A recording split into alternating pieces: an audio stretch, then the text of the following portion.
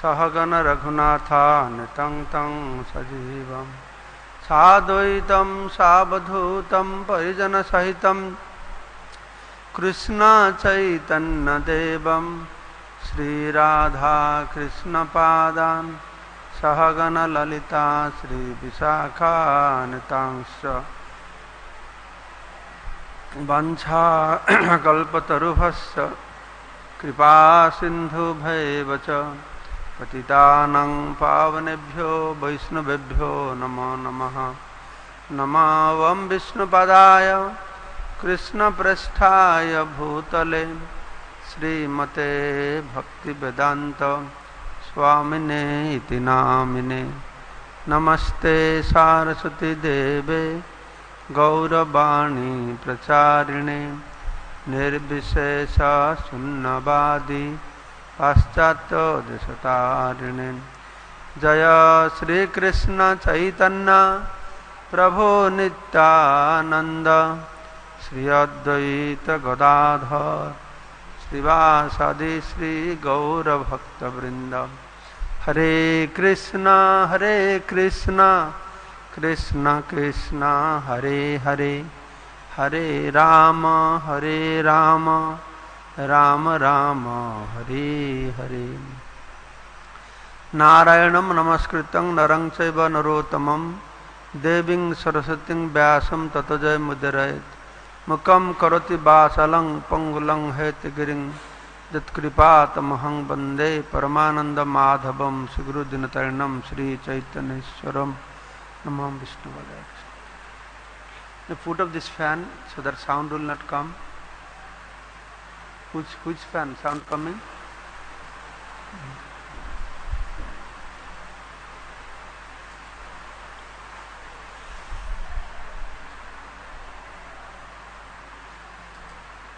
Somewhere also fan going. Keep Prabhupada's fan can keep on. Prabhupada's fan okay. Prabhupada fan छड़ा देखो तो fan of करो। हरे कृष्णा। तो आगामी सेप्टेम्बर 2 तारिखे भद्र पूर्णिमा। तो এই তিথিতে ভাগবতের জন্ম হয়েছিল। যেরকম গীতা জয়ন্তীতে ভগবান শ্রীকৃষ্ণ গীতা জ্ঞান প্রকাশ করেছিলেন। तो भागवत तो कौन दिन जन्म है ना। भागवत ज्ञान नित्य। Tell them to stop not to speak ladies. Bhagavat ज्ञान হচ্ছে नित्य। वेद ज्ञान नित्य। ज्ञान नित्य सब समय रहे छे। कोन प्रकाशित হচ্ছে अप्रकाशित হচ্ছে। सूर्यर मतन सूर्य जखन सकाले पूर्व दिगंते उदित है तार सूर्यर जन्म हल ता नय। सूर्य छिलेन किंतु प्रकाशित हलेन। आमादेर दृष्टिर अंतराले छिलेन दृष्टिर गोचरीभूत हलेन। तो भागवत ठीक से रकमई। तो से भागवतेर आविर्भाव এই তিথিতে হয়েছিল বলে আমাদের শাস্ত্র বলছে। तो ব্যাপার হচ্ছে সারা পৃথিবীর মানুষ যুগ যুগ ধরে কোনো না কোনো শাস্ত্র জ্ঞানের দ্বারা পরিচালিত হচ্ছে। আমরা শুনেছি ধর্ম মানে যে ধারণা করে। ধর্মের অর্থ হচ্ছে ধারণ করা। তো যুগ যুগ ধরে মানুষ धर्म अनुशीलन करছে। কেন ধর্মের অনুশীলন করাটাই মনুষ্যতা। মানুষ আর পশুর মধ্যে সেটাই পার্থক্য। ধর্ম হি তেসাং অধিক বিশেষ ধর্ম নহি না পশুভি সমান। তো মানুষের বৈশিষ্ট্য হচ্ছে ধর্মকে পালন করবে। ধর্ম ব্যতিরেকে সে পশুতুল্য হয়ে যাবে, দ্বিপদ পশু হয়ে যাবে। তো ধর্মটি কি? ধর্মের বিভিন্ন সংজ্ঞা ব্যাখ্যা রয়েছে। তার মধ্যে একটি হচ্ছে তা ধর্মের পরিভাষা হচ্ছে যে শাস্ত্রীয় অনুশাসনকে মেনে চলা তাকে বলে ধর্ম। অর্থাৎ শাস্ত্রে যে নীতি নিয়ম দেওয়া হয়েছে সেগুলি পালন করা তাকে বলা হচ্ছে ধর্ম। তো মানুষ জীবনের বিভিন্ন প্রকারের লক্ষ্য রয়েছে, ভৌতিক লক্ষ্য রয়েছে আর পারমার্থিক লক্ষ্য রয়েছে। যেই রকম ভৌতিক জীবনে ভৌতিক জগতে মানুষের বিভিন্ন প্রকারের লক্ষ্য থাকতে পারে, কেউ ইঞ্জিনিয়ার হবে, কেউ ডাক্তার হবে, কেউ প্রফেসর হবে, কেউ রাজনৈতিক নেতা হবে, বহু প্রকার লক্ষ্য রয়েছে। তো যারা আধ্যাত্মিকবাদী তাদেরও বিভিন্ন প্রকার লক্ষ্য রয়েছে। কেউ নিরাকার ব্রহ্মের উপাসনা করছে, কেউ সাকার ব্রহ্মের উপাসনা করছে, কেউ পরমাত্মার উপাসনা করছে, কেউ ভগবানের উপাসনা করছে, কেউ দেবাদেবীর উপাসনা করছে। তো এই শাস্ত্রে এই সব কিছু কথা লেখা আছে। তো মানুষ যেই স্বভাবের মানুষ, তারা যেই সঙ্গ লাভ করে, যে শিক্ষা লাভ করে, তাদের স্বভাব আর সঙ্গ আর শিক্ষার অনুসারে তাদের জীবনের লক্ষ্য তারা স্থির করে। যদি কার স্বভাব আছে আমি টাকা পয়সা ধন সম্পদ পাব, জীবনকে আনন্দময় করব, তাহলে কি হবে? তাদের যেহেতু সে স্বভাব, তারা সেই রকম স্বভাবের মানুষের সঙ্গ করবে। কারা? না, যাদের সঙ্গ করলে তার এই লক্ষ্যগুলো হাসল হবে। যারা দেবাদেবীদের উপাসনা করছে, কর্মকাণ্ড করছে, তো তাদের জন্য শাস্ত্র সেরকম কথা বলবে, তোমরা এইটা করো, সেটা করো, এইটা করলে এই ফল পাবে, এই দেবতাকে পূজা করলে এই ফল পাবে, এই দেবতাকে পূজা করলে এই ফল পাবে, এই যজ্ঞ করলে স্বর্গলোকে যাবে, এই যজ্ঞ করলে চন্দ্রলোকে যাবে, বিভিন্ন প্রকার বিধান রয়েছে। সেটাও শাস্ত্র, বুঝতে পারছ? সেটাও শাস্ত্র। তো যুগ যুগ ধরে মানুষ এই শাস্ত্রের অনুশীলন করছে।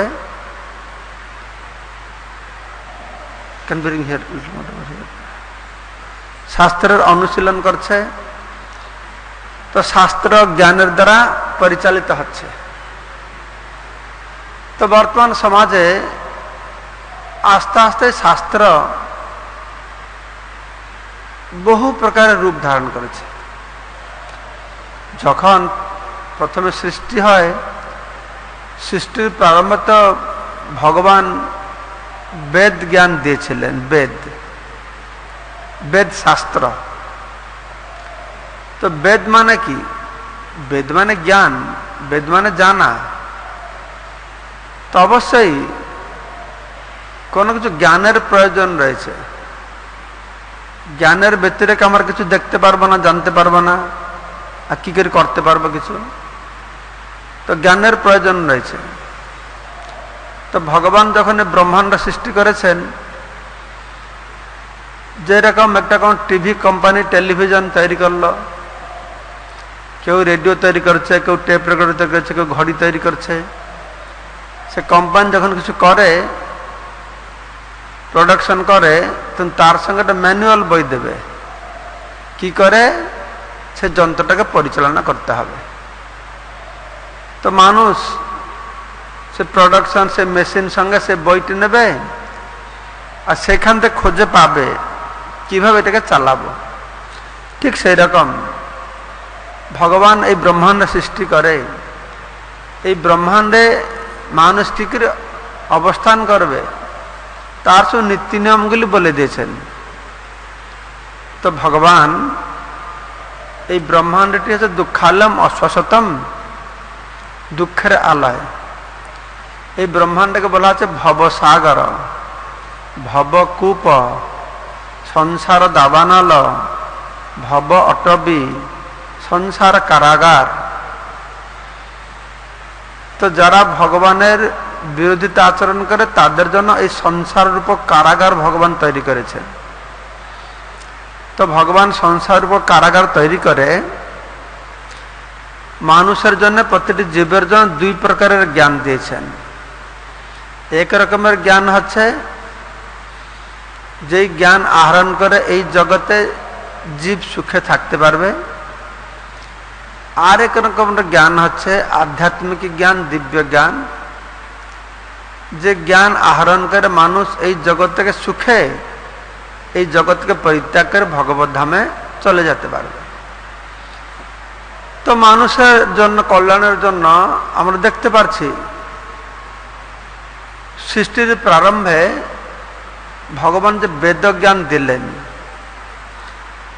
যদি কেউ বেদের অনুধাবন করবে তাহলে দেখতে পারবে এই বেদ আস্তে আস্তে বহু বিস্তৃত রূপ ধারণ করেছে।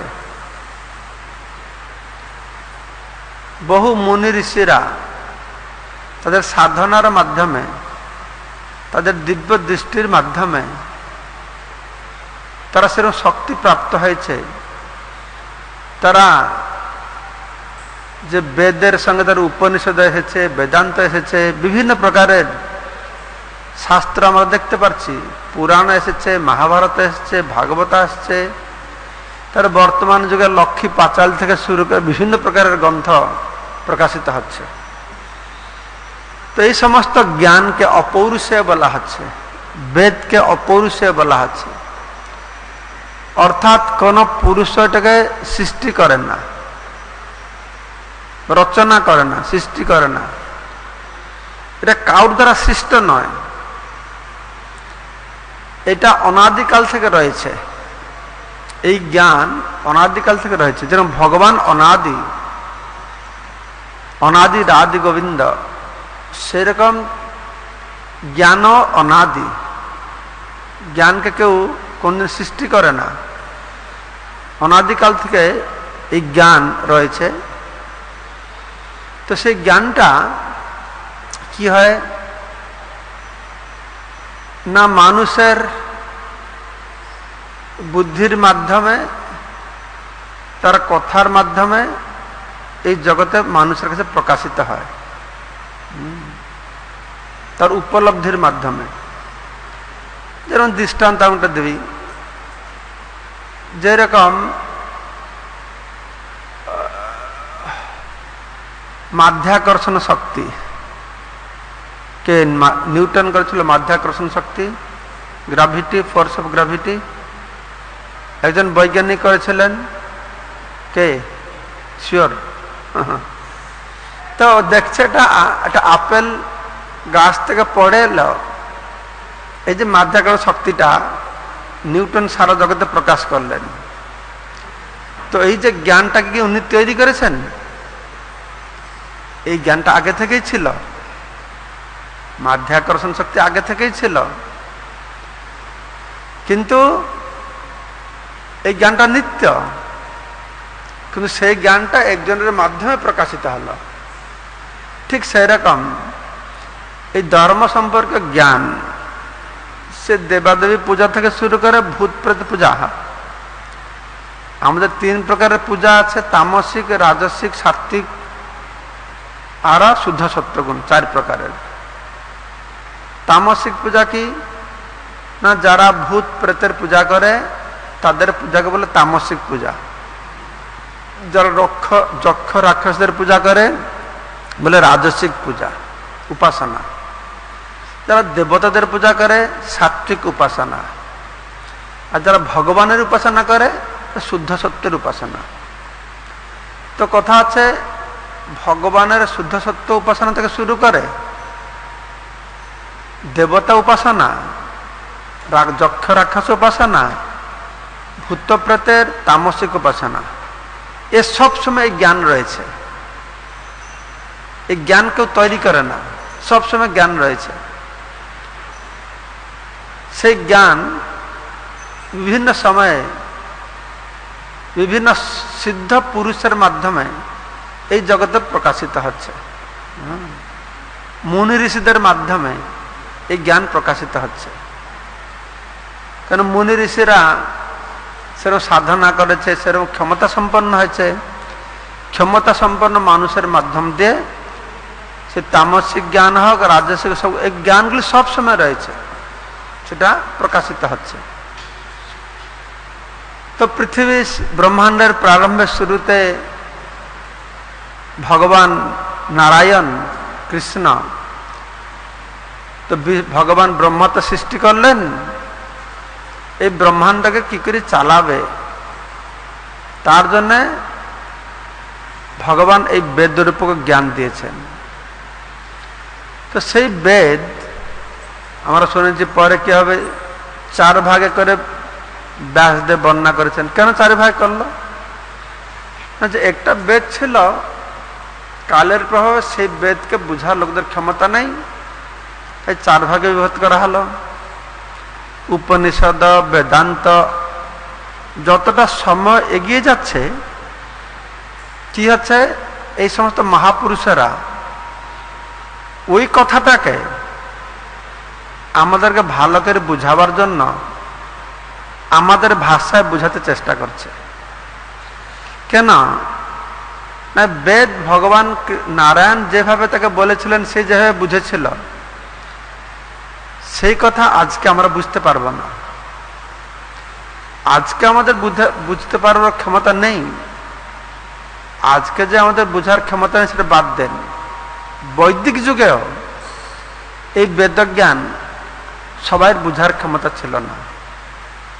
তো সেজন্য কি হতো না, মুনি ঋষিরা তবে দিব্য দৃষ্টির মাধ্যমে তারা কি করত না, এই বেদকে হৃদয়ঙ্গম করে বুঝে মানুষের কল্যাণের জন্য সর্বত্র তারা প্রচার প্রসার করত। এটা যুগে যুগে রয়ে গেছে যে মহাপুরুষরা এই জ্ঞানকে উপলব্ধি করে প্রকাশ করে। তো এই সূত্রে আমরা দেখছি যে জয় শ্রী রাধা মাধব কি জয়। আমাদের বৈদিক সনাতন ধর্মে শত শত গ্রন্থ, সে গ্রন্থ অধ্যয়ন করে শেষ করা এক জীবনে সম্ভব হবে না। আর সেগুলো বুঝা তো দূরে থাকুক, এটা বুঝে অপরকে বুঝানো তো আরো দুষ্কর। শুধু পড়তেই তো কয়েক জীবন লাগবে, আর সেই যে জ্ঞান ধাজ এক একটা পাতাই বুঝতেই তো কত সময় লাগবে। আর সেটাকে বুঝে তারপরে ভালো করে হৃদয়ঙ্গম করবে, লোকদের প্রকাশ করবে, যে লোকরা বুঝতে পারবে, সে আরো অনেক সময় লাগবে। তো বৈদিক সনাতন ধর্ম আমরা দেখি, বেদ, পুরাণ, উপনিষদ, বেদই তো কত বিস্তৃত, পুরাণ, উপনিষদ, কত রকমের গ্রন্থ রয়েছে। এখনই খ্রিস্টান ধর্মে বাইবেল রয়েছে একটাই গ্রন্থ, বা মুসলিম ধর্মে কোরআন রয়েছে একটাই গ্রন্থ, সেটাকেও আরো বিভিন্নভাবে তারা প্রকাশ করতে চেষ্টা করছে। কিন্তু কোরআন বাইবেল তো বেশি দিন হলো প্রকাশিত হয় না, এই 2000-1500 বছর পূর্বে হয়েছে। সেজন্য আস্তে আস্তে এটা বেশি গ্রন্থরূপে প্রকাশিত হয় না। কিন্তু বেদ তো সে সৃষ্টির প্রারম্ভ হয়েছে। তো সৃষ্টির প্রারম্ভে মানে নারায়ণ বলছেন ব্রহ্মাকে, ব্রহ্মার বুঝার যে ক্ষমতা, তার 4টে মাথা, আর আমাদের একটা মাথা, সে মাথায় আবার কি কিছু নেই, তো কি করে বুঝবো সেটাকে? সেজন্য মুনি ঋষিরা, মুনি ঋষিদের নেতৃত্ব দিচ্ছেন বিশেষ করে ভগবানের অবতার ছিল ব্যাসদেব।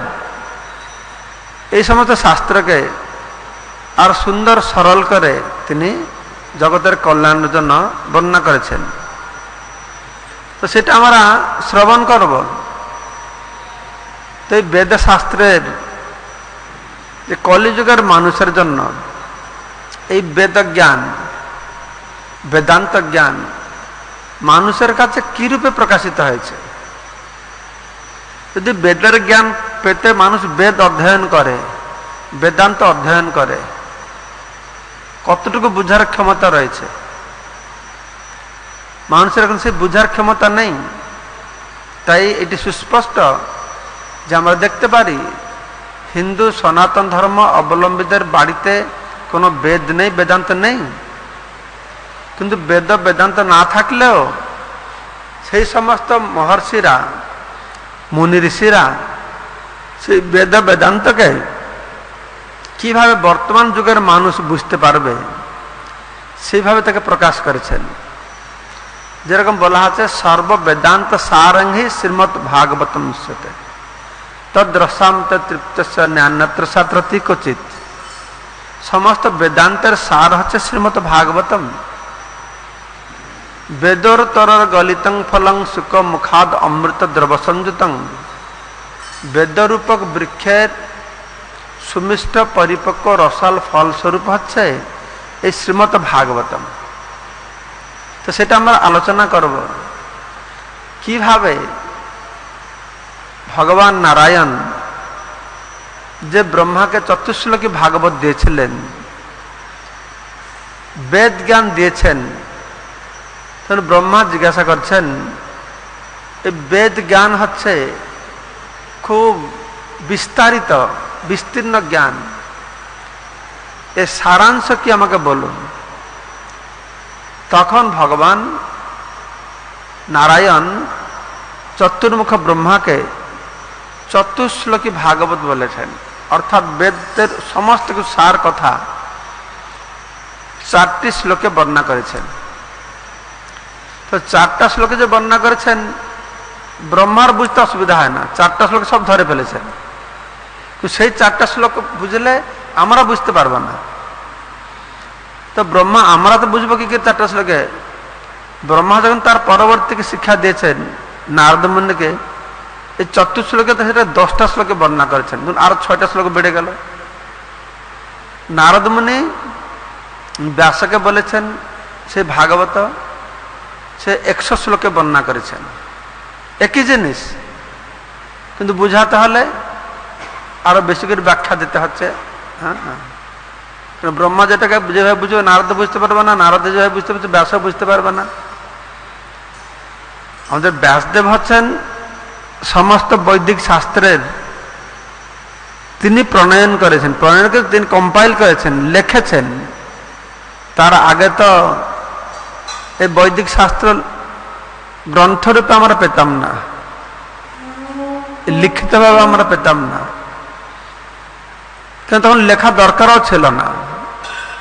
সেই সময়ে মানুষের বুদ্ধিমত্তা ধী শক্তি অত প্রখর ছিল, বিশেষ করে যারা ধর্মভাবাপন্ন ছিল, যারা আধ্যাত্মিকবাদী ছিল, তাদের ধী শক্তি খুব প্রখর ছিল, তারা শুনেই মনে রাখতে পারত। কিন্তু বর্তমান যুগে আমরা তো গতকালকে এই সময় কি করছিলাম কেউ যদি জিজ্ঞাসা করে তাহলে আমাদের চিন্তা করবো, মনে থাকে না, আমাদের খুব ভুলে যাই। তো সেই জন্য পূর্ব সময় তো শুনে শুনে মনে রাখত, সেই জন্য শ্রুতি বলা হয়, শ্রুতি, শ্রুতি স্মৃতি পুরাণাদি। তো এই জন্য শ্রুতি স্মৃতি পুরাণ শ্রবণের মাধ্যমে শ্রুতি শাস্ত্র মানুষ জানত, তো লেখার দরকার ছিল না। তো যখন কলিযুগের প্রারম্ভে শ্রীল ব্যাসদেব তিনি তো তত্ত্বদ্রষ্টা ত্রিকালদর্শী, তত্ত্ব কি জানেন আর অতীত বর্তমান ভবিষ্যৎ সম্পর্কে জানেন। তিনি বুঝতে পেরেছেন দ্বাপর যুগ শেষ, কৃষ্ণ চলে গেছেন, আর যেদিন কৃষ্ণ চলে গেছেন সেই দিন এই পৃথিবীকে কলি গ্রাস করেছে, অর্থাৎ কলিযুগের শুরু হয়েছে। দ্বাপর যুগ শেষ হয়, কলিযুগ শুরু হয়েছে। আর কলিযুগের লক্ষণ সব ব্যাসদেব বুঝতে পেরেছেন। কলিযুগ হচ্ছে মন্দ সুমন্দ মত হেয় মন্দ ভাগ্য হে উপদ্রুত। কলিযুগের মানুষ অল্পায়ু হবে, আলস্যপরায়ণ হবে, মন সবসময় খুব বিভ্রান্ত থাকবে, বিভিন্ন প্রকার উপদ্রব হবে, মন্দ ভাগ্য হবে, বিভিন্ন প্রকারের খারাপ গুণ সম্পন্ন, যাকে শুকদেব গোস্বামী বলছেন কলের দোষ নিধি রাজন।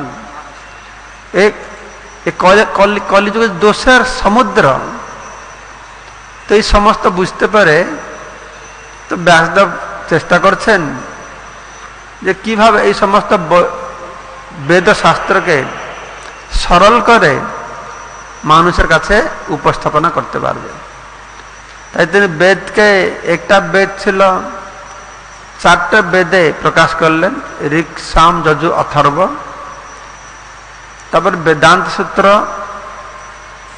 উপনিষদ, বিভিন্ন পুরাণ, পঞ্চরাত্র, বিভিন্ন মুনি ঋষি তিনি নিজে প্রণয়ন করেছেন, তার শিষ্যদেরকে শিক্ষা দিয়েছেন, তার শিষ্যরা তার শিষ্যকে শিক্ষা দিয়েছেন। এই জ্ঞান এইভাবে সারা জগতে প্রচারিত হচ্ছে। যেটা বললাম, বিভিন্ন ঋষিরা বিভিন্ন এই বেদ জ্ঞানের বিভিন্ন প্রকারের যে অঙ্গ রয়েছে তাকে গ্রহণ করে, সেই রকম স্বভাব প্রকৃতির মানুষের কাছে তা প্রচার করছে। তো এইভাবে ব্যাসদেব যে লিখছেন, লেখে খুব, কিন্তু মনে কোনো শান্তি নেই। জগতের কল্যাণের জন্য অত গ্রন্থ প্রণয়ন করেও। তো তখন বলা হচ্ছে যে একদিন সরস্বতী নদী তীরে এই ব্যাসদেব খুব দুঃখী হয়ে বসে আছেন যে জগতের কল্যাণের জন্য আমি বৈদিক জ্ঞানকে সরল করে মানুষকে বুঝাবার জন্য অত কিছু করলাম, কিন্তু আমার মনে শান্তি পাচ্ছি না কেন। তো ঠিক সেই সময় তার গুরুদেব নারদ মুনি আবির্ভূত হয়েছেন। তুমি অত দুঃখী কেন, দুঃখের কারণ কি? তো ব্যাসদেব বলছেন, গুরুদেব, জগতের কল্যাণের জন্য আমি বেদ, শাস্ত্র, বেদান্ত, উপনিষদ, পুরাণ অত রচনা করলাম, তবু আমি বুঝতে পারছি না আমি কেন শান্তি পাচ্ছি না। আমার হৃদয়ে যেন কিছুর অভাব রয়ে গেছে, আমার কার্যটা পূর্ণতা প্রাপ্ত হচ্ছে না, এরকম আর অনুভব হচ্ছে। সেজন্য আমি খুব দুঃখাভিভূত। তো নারদ মুনি বললেন, আরে তুমি জগতের কল্যাণের জন্য করেছ, তুমি বেদ শাস্ত্র প্রণয়ন করে জগতের অকল্যাণ করেছ। হ্যাঁ, অকল্যাণ কি করে না, অকল্যাণ হচ্ছে নারদের বিচার ছিল যে বেদশাস্ত্রে ঠিক আছে, আমি যেটা বলেছিলাম 2 প্রকারের জ্ঞান আছে। এই জগতে কি করে মানুষ ভালোভাবে থাকবে সেই শাস্ত্রীয় জ্ঞান দেওয়া হয়েছে। কর্মকাণ্ডের মাধ্যমে যে কিভাবে এই যজ্ঞ করো এখানে যাবে, এই যজ্ঞ করো এখানে যাবে, কিভাবে প্রায়শ্চিত্ত করবে, এই কর্মকাণ্ড বেদে সব বলা হয়েছে। তারপরে এই জ্ঞানের মাধ্যমে এই দুঃখের নিবৃত্তি পায় মুক্তির কথা বেদে বলা হয়েছে। কিন্তু সুস্পষ্টভাবে ভক্তি, যে ভক্তির মাধ্যমে জীবনের পরম পুরুষার্থ কৃষ্ণ প্রেম প্রাপ্ত হয়, সেটি বৈদিক সাহিত্যে সুস্পষ্টভাবে বর্ণনা করা হয় না। তো নারদ মুনি সেটি তাকে দেখালেন, দেখো তোমার হৃদয়ে আনন্দ হবে না যতক্ষণ তুমি শুদ্ধ ভক্তির কথা বর্ণনা না করেছ। বৈদিক সাহিত্য, বেদশাস্ত্র ইত্যাদিতে কর্মকাণ্ডের প্রচুর বর্ণনা করা হয়েছে, জ্ঞানকাণ্ডের প্রচুর বর্ণনা করা হয়েছে, উপাসনা কাণ্ডের বর্ণনা করা হয়েছে, কর্ম মিশ্রা ভক্তি বলা হয়েছে, জ্ঞান মিশ্রা ভক্তি বলা হয়েছে, বিভিন্ন প্রকার উপায় দেওয়া হয়েছে জীবনের বিভিন্ন প্রকার সিদ্ধি লাভ করার জন্য। কিন্তু সমস্যা হয়ে গেছে কি, আর তুমি কৃষ্ণ প্রেম, প্রেম পুমার্থ মহান, এটি তুমি জীবনের পঞ্চম পুরুষার্থ বর্ণনা করো না। 4 পুরুষার্থ, ধর্ম, অর্থ, কাম, মোক্ষ, এটা বর্ণনা করেছ। এতে জগতের কল্যাণ হবেই। ধর্ম করে অর্থ উপার্জন করাটা সবাই জানে, এটা ভালো। ধর্ম করে অর্থ উপার্জন করে, শাস্ত্র বিধান অনুসারে ইন্দ্রিয় ভোগ করো, এটা ভালো।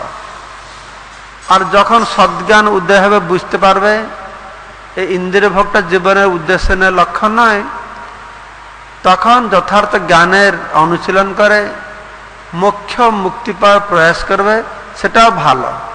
এগুলি সব ভালো, সব মঙ্গলকর, সব কল্যাণকর, কিন্তু এগুলি কোনোটাই আত্যন্তিক কল্যাণকর নয়।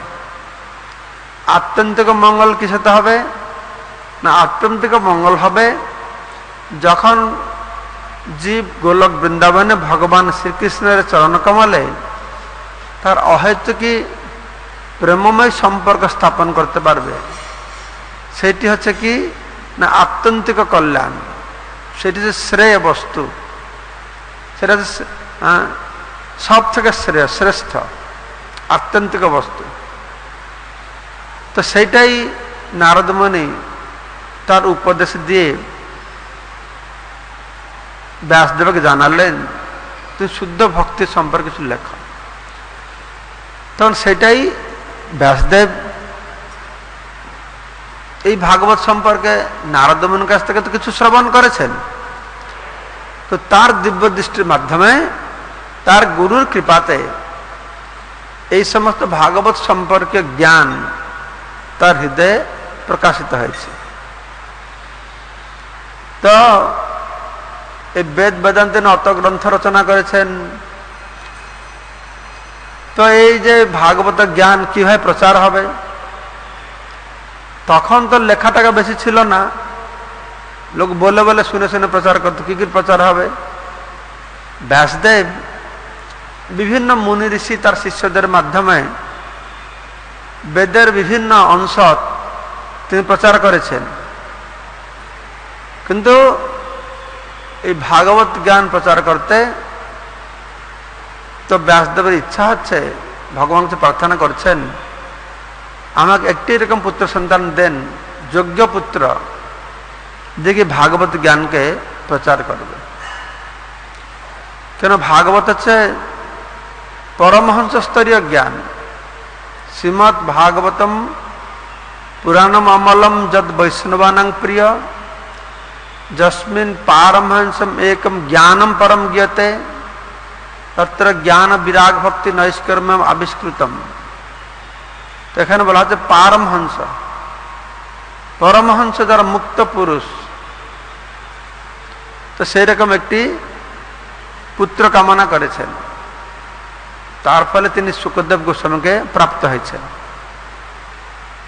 তো শুকদেব গোস্বামী সম্পর্কে আমি শুনেছি, তিনি ব্রহ্মবাদী ছিলেন ঠিক, জগৎ মিথ্যা ব্রহ্ম সত্য। আবার বলা হচ্ছে যে শুকদেব গোস্বামী তার পূর্ব জীবনে সুখ পাখি ছিলেন। আপনারা সবাই জানেন যে সুখ সারি, রাধারানীর প্রিয় ছিল সারি, সারিকা, আর কৃষ্ণের প্রিয় ছিল সুখ পাখি। যেমন ভগবান শ্রীকৃষ্ণ এই ভূলোক পরিত্যাগ করে সুধামে চলে যাচ্ছেন, তখন সুখ পাখিকে বলেছেন তুমি থেকে যাও, তুমি থেকে আমার এই মহিমা প্রচার করো, কৃষ্ণের মহিমা প্রচার করো। কেন কৃষ্ণ তো একটা বিশেষ মহিমা জানাবার জন্য লোকেদেরকে এসেছেন, সেটি কি না রাগমার্গ ভক্তির লোকে করিতে প্রচারণ। রাগমার্গ ভক্তির লোক জানে না, ব্রজ ভক্তি সম্পর্কে লোক জানে না, সেটি যে সব থেকে শ্রেষ্ঠ। রাগানুগা ভক্তি, রাগাত্মিকা ভক্তি, ব্রজবাসীদের রাগাত্মিকা ভক্তি সব থেকে শ্রেষ্ঠ, সে সব থেকে ভগবানকে বেশি আনন্দ দেয়। পুরুষার্থের মধ্যে সর্বশ্রেষ্ঠ পুরুষার্থ হচ্ছে প্রেম পুমার্থ মহান শ্রী চৈতন্য মহাপ্রভুর মতমিদম তত্রদ্রো না পরহ। তো কৃষ্ণ ইচ্ছা করলেন, সুখ পাখি বল তুমি এই জগতে থাকো, তুমি থেকে এই তত্ত্ব প্রচার করবে।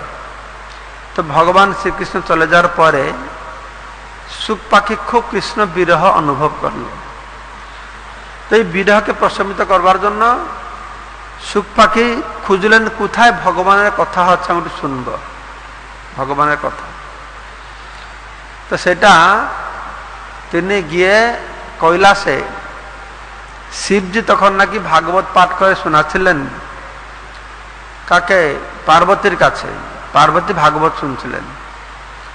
তো একটি গাছে সুখ পাখি বসে শিবের এই ভাগবত কথা শ্রবণ করছেন। শিবজি চক্ষু বন্ধ করে ভাগবত কথা বলেই যাচ্ছেন, মাতা পার্বতী শুনছেন, আর কথা কথায় তিনি প্রতি উত্তর দিচ্ছেন হ্যাঁ হ্যাঁ বলে, ইশারা দিচ্ছেন যে হ্যাঁ হ্যাঁ এরকম বলছেন। তো এক সময় নাকি বর্ণনা করা হচ্ছে যে পার্বতী দেবী ভাগবত কথা শুনতে শুনতে একটু অন্যমনস্কে শুয়ে পড়েছেন। সুখ পাখি দেখছেন যে এখন যদি এই হু হু শব্দটা না শুনে তাহলে শিবজি মনে করে পার্বতী শুয়ে পড়েছে, কথা বন্ধ হয়ে যাবে। সুখ পাখি কি করছে, সে পার্বতীকে অনুকরণ করে, পার্বতী দেবীকে অনুকরণ করে সেরকম এই হু হু শব্দ করা মানে তারা স্বীকারোক্তি প্রকাশ করছেন। হু হু বলছেন পার্বতী যেরকম তাকে অনুকরণ করে। তো শিব মনে করছেন পার্বতী শুনছেন তো বলে যাচ্ছেন। শেষে যখন চোখটা খুলেছেন দেখছেন কি পার্বতী শুয়ে আছেন। আরে পার্বতী শুয়ে আছে, তাহলে প্রতি উত্তর দিচ্ছে কে? তো চারদিকে তাকাচ্ছেন, কে দিচ্ছে? তো গাছের উপর বসে আছে সুখ পাখি। তখন শিব খুব ক্রোধান্বিত হয়ে গেছেন, কারণ ভাগবত কথা শোনার অধিকার সবার নেই, ভাগবত কথা শুনবার অধিকার কারোর সবার নেই। প্রভুপাদ বলছেন যে প্রথমে ভগবত গীতা পাঠ করতে হবে। গীতা পাঠ করে যখন মানুষ বুঝতে পারবে, উপলব্ধি করতে পারবে, হৃদয়ঙ্গম করে সে গ্রহণ করতে প্রস্তুত আছে যে কৃষ্ণই ভগবান, তখন সে ভাগবত পড়তে পারে। ভগবত গীতায় অর্জুন বলছেন পরম ব্রহ্ম পরম ধাম পবিত্রম পরমম ভবান। তো সেজন্যই যদি ভাগবত গীতা অধ্যয়ন করে কেউ বুঝতে পারে কৃষ্ণই ভগবান, তাহলে সে ভাগবত অধ্যয়ন করার অধিকার পায়। ভাগবতের অধিকার সবার নেই। সেজন্য ভাগবতের প্রথম শ্লোক আমরা কি বলি? ওম নমো ভগবতে বাসুদেবায়। আমি বসুদেবানন্দন শ্রীকৃষ্ণ বাসুদেব, তিনি ভগবান, তাকে আমি নমস্কার করছি। তখন এখানে দেখা গেল যে ভাগবত শ্রবণ করবার সেরকম অধিকার দরকার। কেননা ভাগবত সবাই অধ্যয়ন করতে পারে, সবাই অধ্যয়ন করছে। যে কেউ লোক ভাগবত অধ্যয়ন করে, কিন্তু সবাই অধ্যয়ন করলেও ভাগবতকে সমানভাবে বুঝতে পারবে না। যারা কর্মকাণ্ডী রয়েছে, জ্ঞানী যোগী ভক্ত, সবাই ভাগবত পড়ে, কিন্তু সবাই ভাগবতকে সমানভাবে বুঝতে পারবে না। কেননা ভাগবত সবাইকে নিজের কাছে সমানভাবে প্রকট করবে না। ভাগবত আছে ভগবান থেকে অভিন্ন। ভগবান যেন সর্বব্যাপক নিত্য, ভাগবত সর্বব্যাপক নিত্য। তো ভগবান যেরকম বলছেন যে যথামাং প্রপদ্যন্তে তাং তথৈব ভজাম্যহম, আমাকে যেভাবে প্রপত্তি করবে আমি সেভাবে প্রতিদান দিব। তো ভাগবত সেই রকম, যেই ভাব নিয়ে তাকে পাঠ করবে সে ভাগবতকে সেইভাবে বুঝবে। তাই কর্মকাণ্ডে যদি ভাগবত পড়বে, তাদের কাছে ভাগবত যেরকম অর্থ তারা বুঝবে, জ্ঞানীদের কাছে তার অর্থ আলাদা হবে, বৈষ্ণবদের কাছে সেই একই কথার অর্থ আলাদা হবে। কেননা ভাগবত তাকে নিজেকে বিভিন্ন প্রকার সাধকের কাছে বিভিন্ন রূপে প্রকাশ করবেন। সর্বোপরি যারা চৈতন্য মহাপ্রভু অনুগামী, যা পড়ো ভাগবত বৈষ্ণবের স্থানে একান্ত আশ্রয় করো চৈতন্য চরণে। তো গিয়ে ভাগবত অধ্যয়ন করো, বৈষ্ণবের কাছে অধ্যয়ন করতে হবে। বৈষ্ণবদের কাছে যদি ভাগবত অধ্যয়ন করা হয় তাহলে তার আসল অর্থ সুস্পষ্ট হবে। আমরা গ্রন্থ পাঠ করতে পারি, কিন্তু তার থেকে শ্রবণ করি, ভক্তদের সমাগমে যদি ভাগবত কথা আলোচনা হয়, তো সেই ভাগবত থেকে বলা আছে শতাং প্রসঙ্গান মম বীর্য সম্বিদ ভবন্তে হৃতিকর্ণ রসায়ন কথা। শতাং প্রসঙ্গান, সৎ সমাজে সাধু সমাজে যখন ভাগবত কথা আলোচনা হয় তখন ভগবানের কথা আরো বীর্যবতী হয়, তখন সে কথা হৃদয় আর কর্ণকে রসে ভরে দিয়ে আস্বাদনীয় হয়ে ওঠে। তো এখান থেকে আমরা বুঝতে পারছি যে ভগবান যখন এই ভাগবত রূপে প্রকট হন, তো যারা চৈতন্য মহাপ্রভু অনুগামী হয় এই ভাগবত অধ্যয়ন করবে, তাদের কাছে শ্রীমদ্ ভাগবতম সম্পূর্ণ আলাদাভাবে প্রকাশিত হবেন। তারা ভাগবতের স্বরূপকে অন্যভাবে বুঝতে পারবে। তো তাদের জন্য ভাগবতের লক্ষ্যটি কি হবে না, পঞ্চম পুরুষার্থ প্রেম। যোগীরা পড়লে তাদের ধ্যানের কথা প্রকাশিত হবে, জ্ঞানীরা পড়লে ব্রহ্মজ্ঞান বলে মনে করবে, বৈষ্ণব বললে ভক্তির কথা মনে করবে। কিন্তু চৈতন্য মহাপ্রভু তারা প্রেম ভক্তি, পঞ্চম পুরুষার্থ প্রেম ভক্তিকে তারা প্রাপ্ত হবে। তো সেই যে গূঢ় জ্ঞান, ভক্তি সম্পর্কে জ্ঞান, এটা গূঢ়, এই জন্য বলে বেদ গোপ্য। বেদ সুস্পষ্টভাবে এই ভক্তি সম্পর্কে বর্ণনা করা হয় না, গুপ্তভাবে তাকে রাখা হয়েছে, বেদের মধ্যে গুপ্তভাবে রাখা হয়েছে। তো শিবজি চিন্তা করছেন যে কথা কে শুনল, চতুর্দিকে যে পাখিটা, পাখি শুনে ফেলল, তখন তার ত্রিশূল ধরে তাকে খুব ধাওয়া করছেন। তো পাখিটা উড়ে উড়ে গিয়ে যাচ্ছে, ইয়ে পৌঁছেছে বদরিকাশ্রমে। এই পাখি গিয়ে বদরিকাশ্রমে পৌঁছে গেছে। তো বদরিকাশ্রমে দেখছে যে সেখানে ছিল ব্যাসদেব তার পত্নী বৃথিকার কাছে কি করছেন, এই বৃথিকাকে ভাগবত কথা শোনাচ্ছেন। তখন এই ভাগবত কথা শুনে ব্যাসদেবের পত্নী অত তন্ময় হয়ে গেছেন, অত আনন্দ পাচ্ছেন, সে একদম বলে না, সে যেন ভাগবত কথা পান করছে, সত্যি সত্যি হাঁ করে পান করে যাচ্ছিলেন। যখন কেউ ধ্যান দিয়ে কোনো কথা শুনে না, সে মুখটা হাঁ করে বসে থাকে, যেরকম সাগর প্রভু হাঁ করে বসে আছে এখানে, অত মন দিয়ে শুনছে। তো সেই ব্যাপার হচ্ছে, তখন এই পাখি নাকি গিয়ে এই ব্যাসদেবের পত্নীর মুখ দিয়ে তার গর্ভে প্রবেশ করে। তো এইভাবে একটা বর্ণনা করা হয়েছে যে সুখদেব গোস্বামী কিভাবে পূর্বজন্মে সুখ পাখি ছিলেন, তার সঙ্গে সঙ্গে বর্ণনা করেছেন ব্রহ্মবাদীও ছিলেন। ঠিক আছে। তো এই সুখ পাখি সেইখান থেকে মাতৃগর্ভ থেকে তিনি নির্গত হতে চান না, জগৎ মিথ্যা, মায়া, মায়াতে পড়ে যাব। তাকে ব্যাসদেব অন্যরকম বুঝাচ্ছেন, ও শুনতে চায় না। বলছে একবার তো কৃষ্ণ যদি এসে আমাকে দ্বারকা থেকে এসে বলবে, আমি কথা দেবে যে মায়াবদ্ধ হবে না, তাহলে আমি বেরোবো। তখন ভগবান শ্রীকৃষ্ণকে এসে সুখদেব গোস্বামীকে বুঝাতে হয়েছে। 16 বছর নাকি মাতৃগর্ভে অবস্থান করলেন, তিনি মাতৃগর্ভ থেকে বেরোতে চাইছেন না। তখন ভগবান কৃষ্ণ এসে আশ্বাসনা দিয়েছেন সুখদেব গোস্বামীকে, তুমি এসো, তুমি মায়াগ্রস্ত হবে না, এই জগতে এসো, মানুষ মায়াগ্রস্ত হবে না যদি সে এই ভাগবত জ্ঞানের আশ্রয় নিয়ে থাকে, তাহলে মায়া তাকে ধরবে না। নির্বন্ধ কৃষ্ণ সম্বন্ধ, কৃষ্ণ সম্বন্ধীয় হলেই সে কি হবে, তাকে আর মায়া স্পর্শ করবে না। কেননা কৃষ্ণ সূর্য সম মায়া হয় অন্ধকার, যাহা কৃষ্ণ তাহা নাহি মায়ার অধিকার, তাকে আর মায়া স্পর্শ করতে পারে না।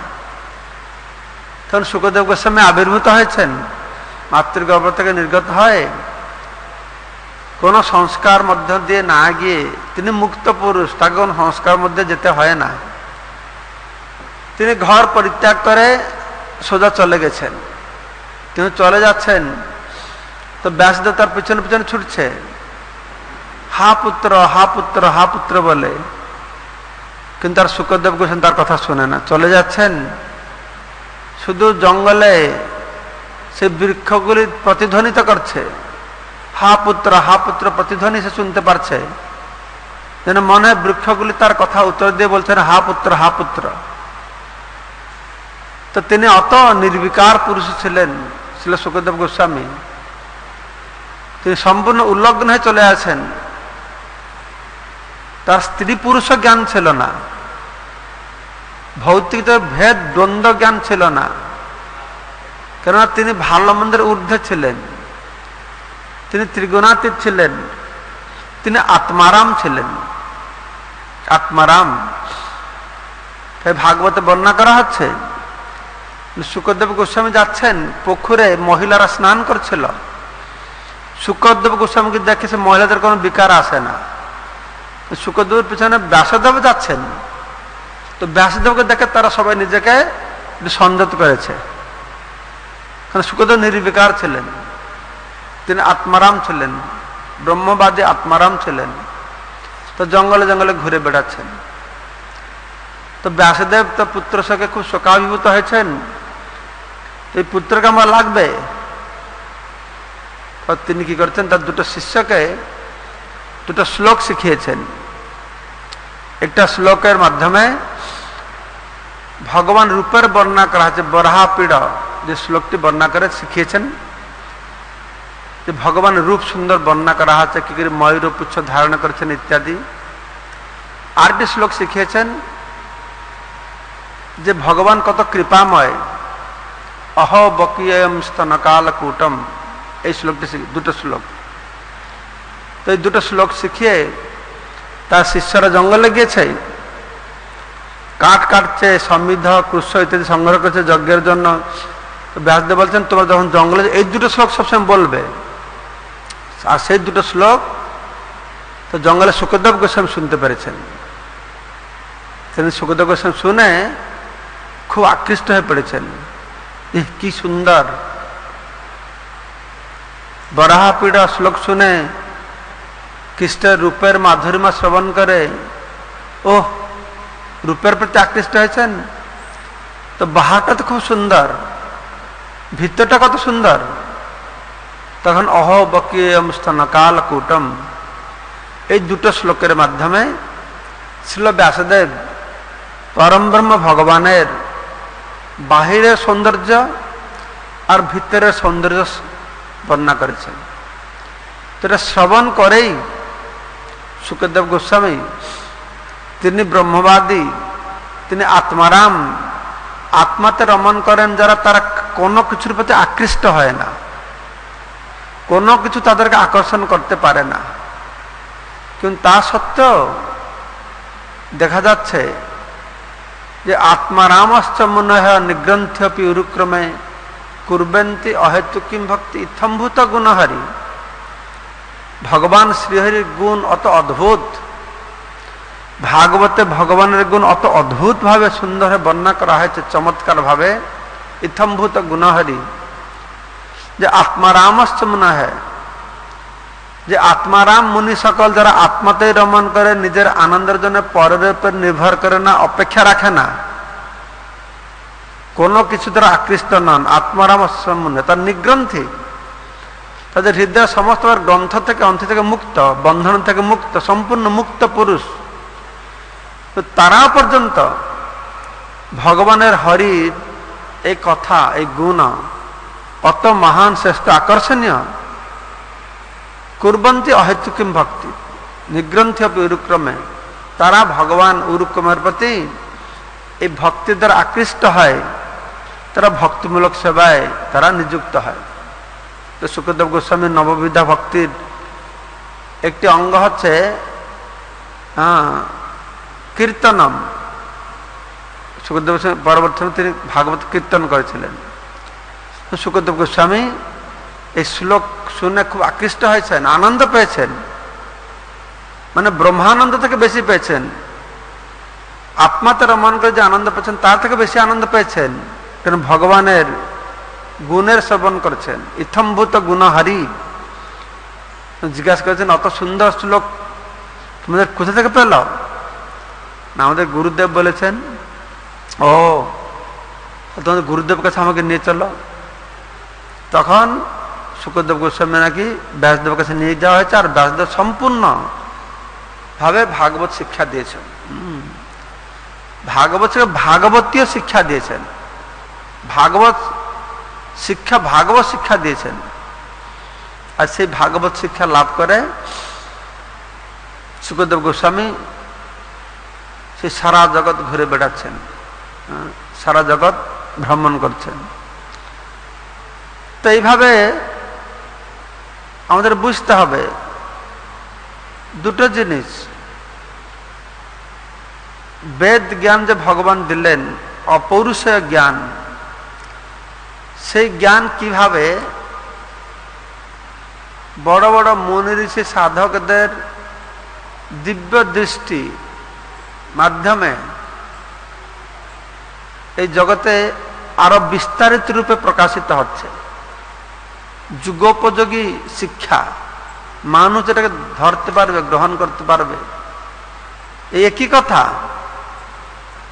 ওই 4টা শ্লোকে যেটা বলা হয়েছিল, এখন 18,000 শ্লোক। সেই 4টা শ্লোকে আমরা যে শুনি কিছুই বুঝবো না। শুকদেব গোস্বামী তিনি তো মুক্ত পুরুষ, তো সেটা হলো শুক মুখাদ অমৃত দ্রব সংযুতম। তো সেই শ্রীমদ ভাগবত যেটা হচ্ছে বেদর তরর গলিতং ফলং শুক মুখাদ অমৃত দ্রব সংযুতং পিবত ভাগবতম রসমালয় মুহুরহ রসিক ভাব কাহে। এই পৃথিবীর যে রসিক ভাবুক ভক্তবৃন্দ, তাদের উদ্দেশ্যে বলা হচ্ছে যে শুকদেব গোস্বামীর কাছ থেকে সেই বেদের কথাটা সবসময় লোকেরা বলে অনেক বেদে এটা বলা হয় না, বেদে এটা বলে না। আর বেদে যেটা বলেছে জানো তুমি বেদে কত বড়? বেদে যা বলবে তার একটা অক্ষর লাইন বুঝতে পারবে? তো সবসময় বেদে কোথায় আছে, বেদে কোথায় আছে খুঁজে পাওয়া মুশকিল, খুঁজে পেলে তার অর্থ বোঝা মুশকিল, তার বাস্তবিক প্রয়োগটা বোঝা মুশকিল। সেই জন্য এটা জানতে হবে। যুগ যুগ ধরে তত্ত্বদ্রষ্টা মুনি ঋষিরা, বিশেষ করে কলিযুগের প্রারম্ভে ভগবান অভিন্ন তার সত্যাবেশ অবতার শ্রীল ব্যাসদেব সমস্ত বেদশাস্ত্রকে সরলভাবে বর্ণনা করে কলিহত বদ্ধ জীবের আত্যন্তিক কল্যাণের জন্য সর্বশেষে কি করেছেন? এই ভাগবত কথা তিনি বর্ণনা করেছেন। তো সেই শুকদেব গোস্বামী যে ভাগবত কথা বর্ণনা করলেন আজকে থেকে 5,000 বছর পূর্বে, তো এই সময় ভাদ্র পূর্ণিমার দিন নাকি শাস্ত্র অনুসারে এই ভাগবত কথা প্রকাশিত হয়েছিল জগতের কল্যাণের জন্য। সেজন্য আজকে থেকে আগামী 4 দিন ধরে, আজকে নিয়ে 4 দিন, ভাদ্র পূর্ণিমা সেপ্টেম্বর 2 তারিখ পর্যন্ত আমরা প্রতিদিন শ্রীমদ্ ভাগবতমের অগাধ মহিমার কথা আলোচনা করব। যে কথা শ্রবণ করলে ভাগবতের প্রতি আমাদের কি হবে? রুচি আসবে। তদ রসামৃত তৃপ্তস্য ন্যান্যত্রস্যাত্রতি ক্বচিৎ। তো সেই ভাগবত রসকে যে আস্বাদন করবে, যে তৃপ্তি লাভ করবে, তখন তার অন্য কোনো কিছুর প্রতি তৃপ্তি হবে না। যে বেদবৃক্ষের ফল পরিপক্ক সুমিষ্ট ফলস্বরূপ ভাগবতকে আস্বাদন করেছে, সে অন্য কোনো কিছু আস্বাদন করবে না। একটা আম গাছ আছে, আম গাছ থেকে আম ফলেছে, আমের গাছের ফল হচ্ছে আম, কিন্তু মানুষ আম খেয়ে তৃপ্তি পায়, আমের ডালটাকে চেবায় তৃপ্তি পায় না, আম গাছটাকে খেয়ে তৃপ্তি পায় না। ঠিক সেই রকম বেদরূপক বৃক্ষের ফল স্বরূপ হচ্ছে শ্রীমদ্ ভাগবতম। তাই যারা বুদ্ধিমান ব্যক্তি তারা ডালকে না চিবিয়ে তারা বেদ যে ফলটা দিয়েছে শ্রীমদ্ ভাগবতম, যে ফল দিয়েছে, বেদর তরর গলিতং ফলং, এটা আম গাছ যদি আমরা মনে আছে ছোটবেলায় বাড়িতে আম গাছ হতো, আমরা আম পাড়তে যেতাম, কোনো আমটা যদি শুক পাখি মুখ লাগিয়ে থাকে তার সুগন্ধ আর সুস্বাদু হয়। ঠিক সেই রকম এই বেদ বৃক্ষরূপক ফল যে শ্রীমদ ভাগবতম, যখন এই শুক পাখি শুক মুনি সুখদেব গোস্বামী শুক মুখাদ অমৃত দ্রব সংযতং, সে আর অমৃতময় হয়ে উঠেছে, আর সুস্বাদু হয়ে উঠেছে। সুখদেব গোস্বামীর মতন আত্মারাম মহাপুরুষের মুখ থেকে নির্গত হওয়ার ফলে সে আরো সরস আর সুন্দর হয়ে উঠেছে। তো এই শ্রীমদ ভাগবতম আবির্ভাব তিথিকে উপলক্ষ করে তো আমরা আগামীকাল পরশু আর 3 দিন একথা শ্রবণ করব যে কিভাবে ভগবান কৃষ্ণ যখন স্বধামে চলে যাচ্ছেন, কৃষ্ণ সুধাম অপগতে ধর্ম জ্ঞানাধি সহ কলৌ নষ্ট দিশামে এক পুরাণের ধুনদিত। শ্রীকৃষ্ণ যখন তার লীলা সম্বরণ করে দ্বাপরের শেষে ধর্ম ও তত্ত্বজ্ঞানকে নিয়ে নিজের ধামে প্রত্যাবর্তন করলেন। ধর্ম জ্ঞানাধি সহ, ধর্ম আর জ্ঞান এই জগৎ থেকে চলে গেছে, এই জগতে ধর্ম নেই। যে ধর্মর 3টে পা 4টে পায়ে দাঁড়িয়ে থাকে, 3টে পা নষ্ট হয়ে গেছে, শুধু একটা পার পর ধর্ম দাঁড়িয়ে আছে। তো তখন মানুষ দৃষ্টিহীন হয়ে পড়েছে। কলৌ নষ্ট সামেশ, কলিযুগের প্রভাবে নষ্ট দৃশ্যম মানে দৃষ্টিহীন মানুষকে যথার্থ রাস্তা প্রদর্শন করাবার জন্য পুরাণ অর্ক অধুনা উদিত। অধুনা মানে এখন এই সূর্যের মতন উজ্জ্বল পুরাণ, অর্ক সূর্যের মতন উজ্জ্বল পুরাণ ভাগবত। তাই পুরাণ অষ্টাদশ পুরাণে সবাইকে পুরাণ বলা হয়, তো ভাগবতকে বলা আছে মহাপুরাণ।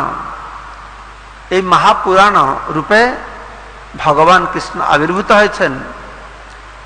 কলিহত্যবদ্ধ জীব যারা কলির যুগের প্রভাবে দৃষ্টি হারিয়েছেন তাদেরকে যথার্থ দৃষ্টি শক্তি দেওয়ার জন্য, মার্গ প্রদর্শন করাবার জন্য।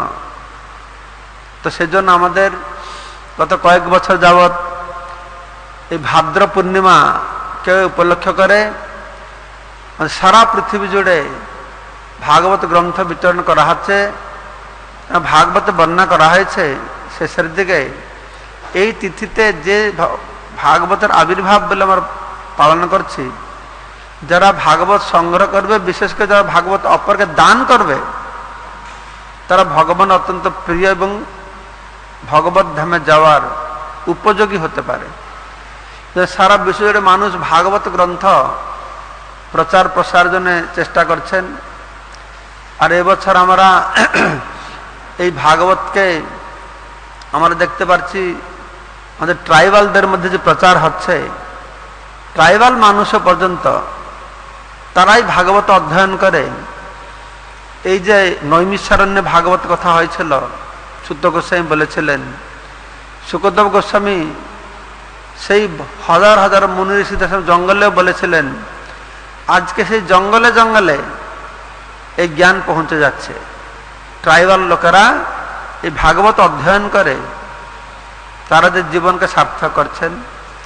তো যারা আপনারা এই ভাগবত সংগ্রহ করে ট্রাইবালদের মধ্যে বিতরণ করতে চান, এটা খুব দরকার। এখনই ট্রাইবালরা সব অন্য ধর্মান্তরিত হয়ে যাচ্ছে, যেহেতু আমাদের ধর্মের সম্পর্কে জ্ঞান পাচ্ছে না।